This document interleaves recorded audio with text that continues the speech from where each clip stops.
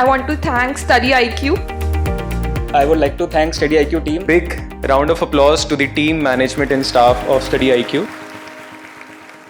नमस्कार दोस्तों शायद ही कोई ऐसा फील्ड हो जहां पर अब आर्टिफिशियल इंटेलिजेंस का इस्तेमाल ना हो रहा हो, क्योंकि अगर आप देखोगे हर एक सेक्टर के अंदर, हर एक फील्ड के अंदर आर्टिफिशियल इंटेलिजेंस बहुत बड़ा रोल प्ले कर रहा है और आगे आने वाले समय में ये और ज्यादा इंपॉर्टेंट हो जाएगा। और इसी को देखते हुए इंडियन आर्मी ने भी अपने बॉर्डर्स पर जो आर्टिफिशियल इंटेलिजेंस का इस्तेमाल है, जो सिस्टम्स है, उसको इंस्टॉल कर लिया। ये आप देख सकते हैं, AI solution for real time inputs for the army, और इसके बारे में काफी चर्चा हो रही है क्योंकि कहा जा रहा है कि जो नेवी, जो आर्मी, एयरफोर्स अगर इसका इस्तेमाल नहीं करेगा आगे आने वाले समय में, तो उसकी जो टेक्नोलॉजीज हैं वो बैकवर्ड होती जाएंगी, बेकार होती जाएंगी, और इसी की वजह से इसका इस्तेमाल करना काफी ज्यादा जरूरी हो गया है। तो मैं आपको इस वीडियो के अंदर बताऊंगा कि कैसे इसका इस्तेमाल बढ़ा है, कैसे इससे फायदा हो सकता है, और साथ ही साथ यहां पर अक्सर ये क्वेश्चन आता है कि जैसे जैसे AI का इस्तेमाल बढ़ेगा तो क्या यहां पर जो मैन पावर है उसका इस्तेमाल खत्म हो जाएगा,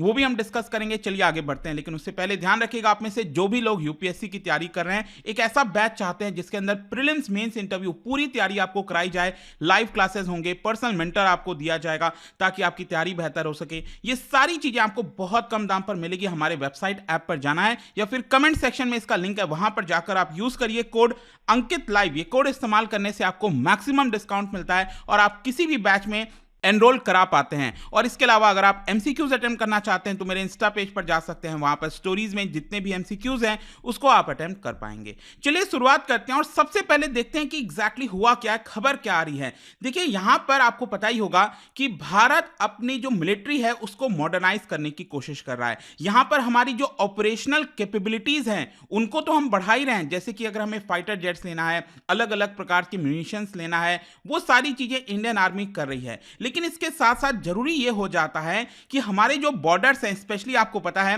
कि वेस्टर्न साइड में यहां पर जो पाकिस्तान के साथ बॉर्डर शेयर होता है और इसको हम कहते हैं लाइन ऑफ कंट्रोल, और ये जो राइटवर्ड साइड में आप देख रहे हो दैट इज ईस्टर्न बॉर्डर पर चाइना के साथ हमारा जो बॉर्डर शेयर होता है जिसको LAC कहा जाता है, लाइन ऑफ एक्चुअल कंट्रोल। तो यहां पर जरूरी हो जाता है कि हमारी निगरानी 24 घंटे हमेशा होती रहे, अदरवाइज यहां पर अगर कोई गतिविधि होगी तो ये प्रॉब्लम क्रिएट कर सकता है। मैं आपको एग्जांपल बताता हूं, आपको याद होगा 2020 में गलवान वैली वाला इंसिडेंट। अगर सपोज हमारे पास बेटर कैमराज होते, बेटर टेक्नोलॉजीज होती ताकि हम चीजों पर निगरानी रख सकें अच्छे से बॉर्डर पर, तो कहीं ना कहीं हम उसको, क्योंकि आपको ये समझना है कि ये बॉर्डर्स कोई छोटे मोटे नहीं हैं, यहां पर काफी लंबे बॉर्डर्स होते हैं। अब ऐसा तो है नहीं कि हर एक जगह पर, हर एक पॉइंट पर जो है ह्यूमन आई से हम अपना कांटेक्ट कर सकें, मतलब उसको देख सकें लगातार बॉर्डर पर। ये पॉसिबल नहीं हो पाता क्योंकि बॉर्डर्स बहुत ज्यादा वाइड हैं, बड़े हैं।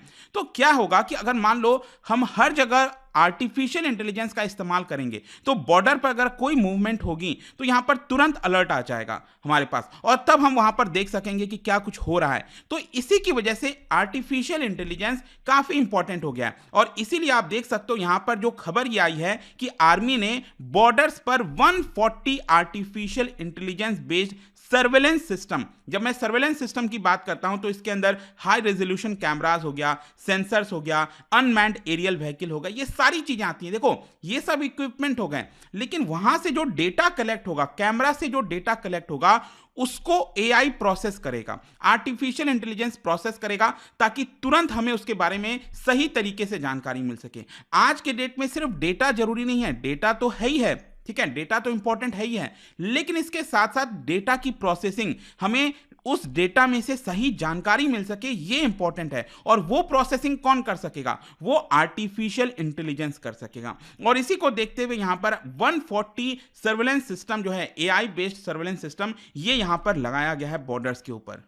और साथ ही साथ मैं आपको बता दूं कि इसका जो इस्तेमाल है वो लगातार तेजी से बढ़ता जा रहा है। जैसे कि यहां पर आप देख सकते हो AI based real time monitoring software जो है वो यहां पर डिप्लॉय किया गया है ताकि काउंटर टेररिस्ट ऑपरेशंस में भी हमें मदद मिल सके। मतलब कल के डेट में अगर कोई भी टेररिस्ट के द्वारा इंट्रूजन किया जाता है, कुछ भी किया जाता है, तो उस तरह से यहां पर हम अपना अगला कदम कैसे लेंगे, उसके लिए भी ये जो AI based real time monitoring software है वो काफी अच्छे से हमें गाइड कर सकेगा, बता सकेगा। साथ ही साथ यहाँ पर आर्मी ने जो high tech military simulator technologies होती हैं अपने लोगों को ट्रेन करने के लिए, क्योंकि अगेन जरूरी हो जाता है ना कि हमारे पास अगर यहाँ पर इक्विपमेंट है, लेकिन इक्विपमेंट चलाने के लिए यहाँ पर जो मैन पावर चाहिए वो भी इंपॉर्टेंट है। और इसीलिए मैं आपसे यहाँ पर एक और पॉइंट कहना चाहता हूँ कि एआई आने से ऐसा नहीं है कि यहाँ पर जो मैन पावर है, जो ह्यूमंस का इस्तेमाल है वो खत्म हो जाएगा, ऐसा नहीं है।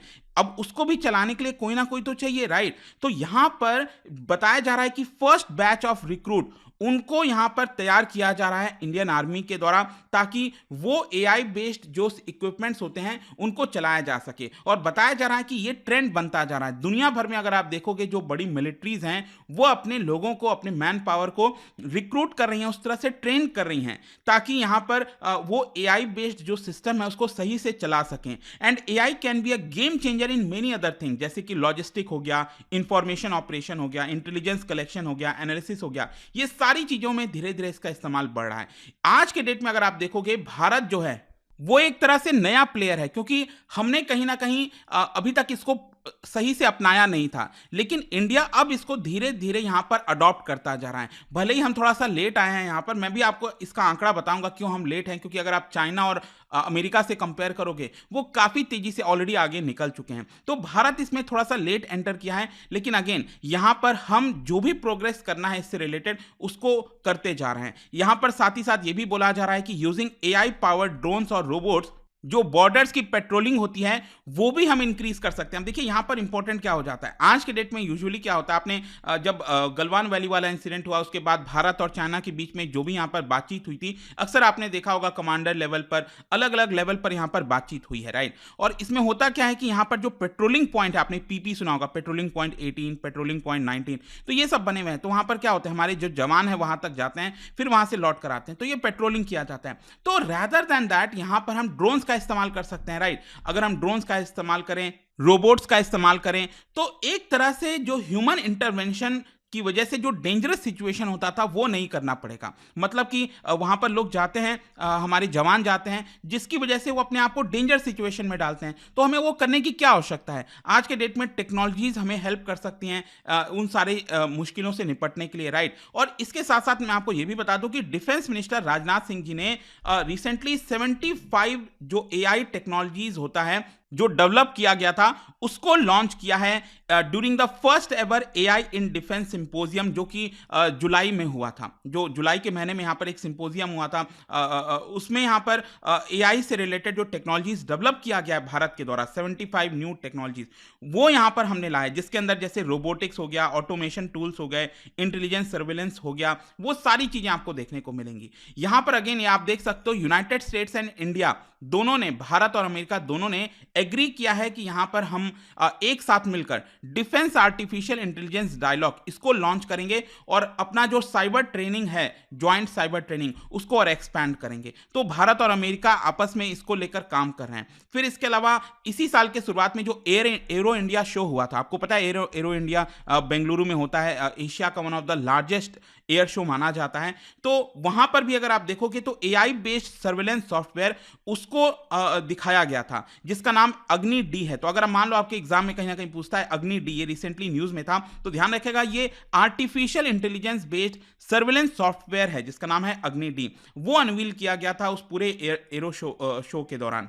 और ये अग्नि डी क्या करता है, ये अगेन जो सर्वेलेंस का काम है वो करता है। अगर बॉर्डर पर कोई मूवमेंट हो रही है तो उसको डिटेक्ट करके ये बताता है। तो अगेन ये भारत के द्वारा डेवलप किया गया है and it is already deployed in eastern Ladakh. ये जो अग्नि डी है उसको हमने ऑलरेडी ईस्टर्न लद्दाख मतलब हो गया जो हम अरुणाचल प्रदेश वाला जो सेक्टर की बात कर रहे हैं, सिक्किम और अरुणाचल प्रदेश है, इसको ईस्टर्न ये ईस्टर्न सेक्टर हो गया। एक्चुअली हम लोग जब बात करते हैं ना भारत और चाइना के बॉर्डर की, तो ईस्टर्न सेक्टर और वेस्टर्न सेक्टर, तो ये वाला वेस्टर्न सेक्टर और ये ईस्टर्न सेक्टर है। हम ईस्टर्न लद्दाख की बात करें तो ऑब्वियस सी बात है हम इसकी बात कर रहे हैं, राइट। तो लद्दाख की बात करें, ईस्टर्न वाला लद्दाख, तो यहां पर हमने ऑलरेडी इसको डिप्लॉय कर दिया है अग्नि डी को, ठीक है। तो इसको हम रियली सॉरी ईस्टर्न लद्दाख जो है, आई होप कि आप समझ गए होंगे। तो इससे परिणाम क्या निकलेगा, अगेन यहां पर जो ये डिप्लॉय किया गया है, तो अगेन मैं वही चीज आपको कहूंगा कि जो गलवान वैली वाला इंसिडेंट हुआ था वो रिपीट ना हो एक तरह से, तो उसमें काफी हद तक उसको रोकने में मदद कर सकता है ये जो अग्नि डी है। और इसमें एक और चीज ध्यान रखना है, मैं जब बॉर्डर पर मूवमेंट की बात कर रहा हूं तो मूवमेंट मतलब सिर्फ ट्रूप्स का मूवमेंट नहीं। अगर कोई पर्सन चल कर आता है, मूव करता है बॉर्डर पर, तो वो तो हमें पता चलेगा। इसके अलावा वेपन्स हो गया, व्हीकल हो गए, टैंक्स हो गए, मिसाइल्स हो गए, कोई भी गतिविधि होती है तो ये जो अग्नि-डी सॉफ्टवेयर है वो हमें तुरंत अलर्ट कर सकता है। तो इससे आप समझ रहे होंगे कि कैसे इसका जो डिप्लॉयमेंट है आर्टिफिशियल इंटेलिजेंस का वो तेजी से बढ़ता जा रहा है। अब क्वेश्चन यहां पर यह है कि क्या भारत एनफ स्पेंड कर रहा है, मतलब ये जो हम आर्टिफिशियल इंटेलिजेंस डिप्लॉय कर रहे हैं इसमें भारत की स्पेंडिंग पावर क्या है। देखो, दिल्ली पॉलिसी ग्रुप के द्वारा बताया जा रहा है, जो कि एक सिक्योरिटी थिंक टैंक है, उनका कहना है कि इंडियन मिलिट्री ने अलोकेट किया है अराउंड 50 मिलियन यूएस डॉलर। जी हाँ, 50 मिलियन डॉलर हर साल हम यहां पर एलोकेट कर रहे हैं आर्टिफिशियल इंटेलिजेंस के ऊपर। देखो, ये अच्छा स्टेप तो है शुरुआत में, लेकिन अगर आप इसको कंपेयर करो तो बहुत कम है बाकी देश से, स्पेशली चाइना की जब हम बात कर रहे हैं। चाइना हमसे 30 टाइम्स ज्यादा स्पेंड कर रहा है। तो इससे आप समझ पाओगे कि भारत ने थोड़ा सा कितना लेट एंटर किया है। एंड अगर हम अभी भी एंटर ना करते तो हम बहुत पीछे जा सकते थे। तो जरूरी हो जाता है कि अगर हम चाइना के साथ कैचअप करना चाहते हैं तो और ज़्यादा और तेज़ी से हमें इसके अंदर इन्वेस्टमेंट करने की ज़रूरत है, ताकि ज़्यादा से ज़्यादा हम कैचअप कर सकें और जो चाइना की कैपेबिलिटीज़ हैं उसको हासिल कर सकें एटलीस्ट। ये बहुत जरूरी हो जाता है, क्योंकि अगर भारत ऐसा कर रहा है अपने बॉर्डर्स पर तो जाहिर सी बात है, आप सोचो ना कि चाइना भी अपने बॉर्डर्स पर उधर करने की कोशिश कर रहा होगा, राइट। तो यहां पर भले ही एक तरह से आप कह सकते हो कि यूएस और चाइना हमसे लीड ले चुके हैं, लेकिन अगेन भारत भी इसमें कैचअप का रोल प्ले कर रहा है और बताया जा रहा है कि इसमें हम काफ़ी अच्छा कर सकते हैं। जो हमारे पास एआई से रिलेटेड और जो चीज़ें हैं, हम ऑलरेडी चीज़ें डिप्लॉय कर रहे हैं हमारे हेल्थ सेक्टर के अंदर बहुत सारी चीज़ों में, तो उसका इस्तेमाल कहीं ना कहीं उसका बेनिफिट जो है हमें इसमें भी देखने को मिलेगा। लेकिन इसके साथ साथ एक और जो क्वेश्चन है और जो कि बहुत ही इंटरेस्टिंग क्वेश्चन है वो ये है कि क्या ह्यूमन इंटेलिजेंस को हम इग्नोर कर सकते हैं, मतलब हम क्या पूरी तरह से एआई पर हमें डिपेंड हो जाना चाहिए। देखो, ऐसा भी नहीं है। इसका एक सबसे बड़ा एग्जांपल अगर आपको याद हो, इस समय इजराइल हमास का वॉर चल रहा है। 7 अक्टूबर को आपको याद है क्या हुआ था? 7 अक्टूबर को अचानक से, मतलब इजराइल, आप सोच के देखो ना, इजरायली सर्विलेंस एंड इंटेलिजेंस ये दुनिया की one of the most sophisticated है। अब उनको कोई भी भनक नहीं पड़ी और अचानक से हमास ने 7 अक्टूबर को इतने सारे रॉकेट्स लॉन्च कर दिए और इजराइल का उस समय क्या हालत हुआ आपने देखा, कितने लोग इजराइल के अंदर मारे गए। हमास के लोग एंटर किए और बहुत सारे लोगों को हॉस्टेज बना के चले गए और अभी भी वो हॉस्टेज बने हुए हैं, राइट। तो ये कितनी बड़ी प्रॉब्लम हुई थी और उसमें क्या था, अगेन ह्यूमन इंटेलिजेंस का फेलियर बताया जा रहा था। तो जरूरी हो जाता है कि हमें उस पर भी फोकस करना चाहिए। हम पूरी तरह से एआई के ऊपर, टेक्नोलॉजीज के ऊपर भी डिपेंडेंट नहीं हो सकते। हमें जो ह्यूमन इंटेलिजेंस है उसको और स्ट्रांग बनाने की कोशिश करनी चाहिए।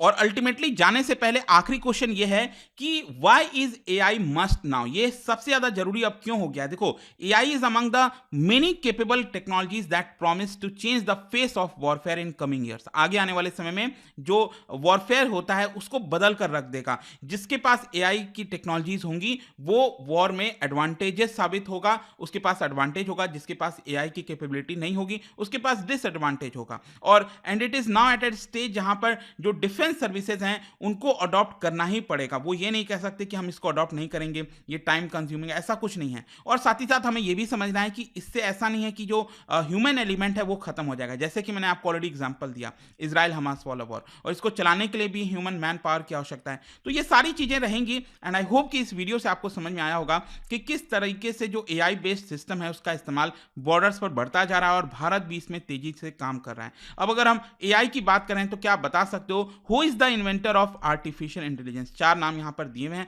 इसका राइट आंसर आप सबको पता है, मेरे इंस्टाग्राम पर तो मिलेगा ही, वहां पर अगर आप नहीं हो कोई बात नहीं, टेलीग्राम से ले सकते हैं इसका सही उत्तर। मैं कई सारे जो एमसीक्यूज हैं वो यहां पर स्टोरीज में डालता रहता हूं। बाकी अगर आपको पीडीएफ चाहिए तो टेलीग्राम पर आइए, अलग अलग सोशल मीडिया पर आप जुड़ पाओगे। और जैसा मैंने आपको बताया, यूपीएससी की अगर आप तैयारी कर रहे हो, just use the code Ankit live to get maximum discount. And I hope की वीडियो आपको पसंद आया होगा। मिलता हूं आपसे next time. Till then, thank you very much, see you soon.